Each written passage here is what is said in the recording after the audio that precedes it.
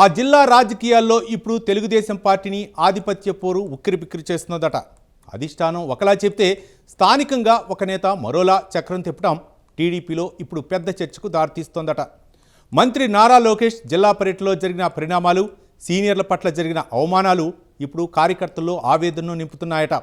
అసలు పార్టీ కార్యాలయం నుండి వచ్చిన లిస్టును కాదని వేదికపై ఆ నేత ఎందుకు పెత్తనం చెలాయించారు? క్రమశిక్షణకు మారుపేరుగా నిలిచే పార్టీలో ఈ అరాచకత్వం ఏంటి? ఇంతకీ ఏదా జిల్లా పార్టీ కార్యాలయం ఆదేశాలను ధిక్కరిస్తున్న ఆ నేత ఎవరు? Let's watch the story.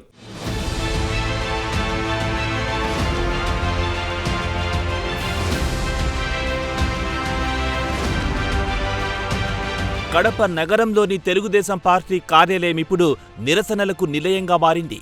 NTR కాలం నుంచి పార్టీని కంటికి రెప్పలా కాపాడుకుంటూ ఎన్నో ఒడిదుడుకులను ఎదుర్కొని పార్టీ జెండాను తమ భుజాలపై మోసిన సీనియర్ కార్యకర్తలు ఇప్పుడు కన్నీరు పెట్టుకుంటున్నారు.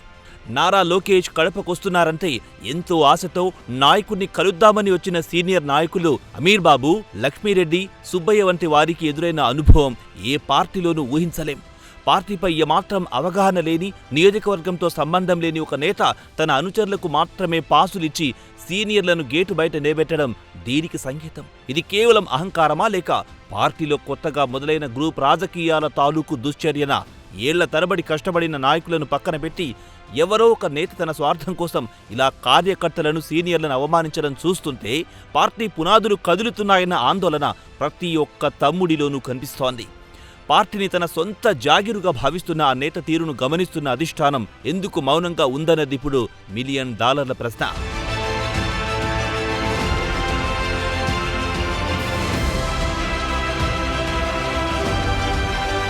రాజకీయ పార్టీలో క్రమశిక్షణే ప్రాణం. అధిష్టానం నుండి ఆదేశాలొచ్చి పార్టీ రాష్ట్ర కార్యాలయం నుండి ప్రోటోకాల్ లిస్టు పంపితే దానిని అమలు చేయాల్సిన బాధ్యత స్థానిక నేతలపై ఉంటుంది. కానీ కడపలో జరిగింది దానికి పూర్తి భిన్నం. పార్టీ జాతీయ ఉపాధ్యక్షుడు హరిప్రసాద్, ఫిషరీస్ చైర్మన్ యాతగిరి ప్రసాద్ వంటి సీనియర్ నేతల పేర్లు పైన ఉన్నప్పటికీ వారిని వేదిక కింద కూర్చోబెట్టి అసలు లిస్టులోనే పేరు లేని ఓ నేత వేదికపై విర్రవీగడం ఇప్పుడు పార్టీలో చర్చనీయాంశమయ్యింది. లోకేష్ పక్కన కూర్చొని అంతా నేనే, నాదే ఈ రాజకీయం అన్నట్టు ఈ నేత చేసిన బిల్డప్పులు పార్టీ కార్యకర్తలను తీవ్ర అసహనానికి గురిచేశాయి.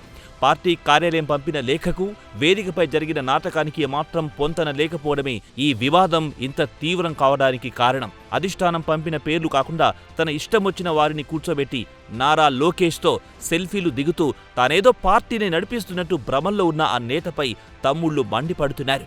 ప్రోటోకాల్ను తుంగలో తొక్కి సీనియర్ల స్థాయిని తగ్గించి పార్టీ పరువును వీధిపాలు చేస్తున్న ఇటువంటి చర్యలు అధిష్టానానికి కనిపించడం లేదా, లేక అధిష్టానం వెనుకుండి ఆ నేతను ప్రోత్సహిస్తోందా అని తెలుగు తమ్ముళ్లు వాపోతున్నారు.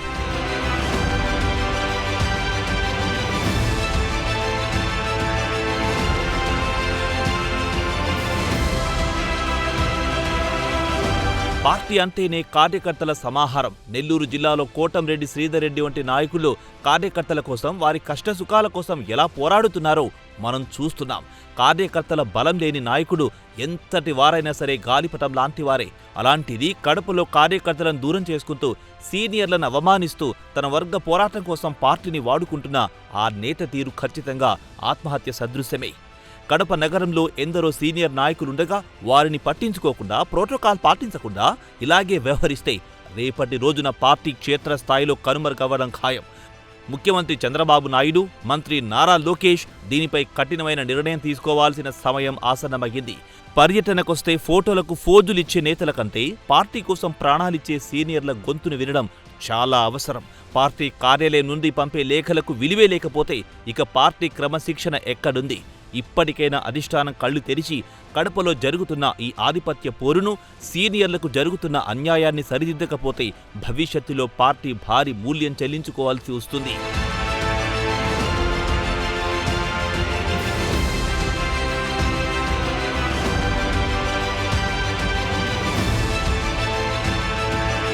మొత్తానికి కడప తెలుగు తమ్ముళ్లు తీవ్ర ఆవేదన, ఆగ్రహంతో ఉన్నట్టు తెలుస్తోంది.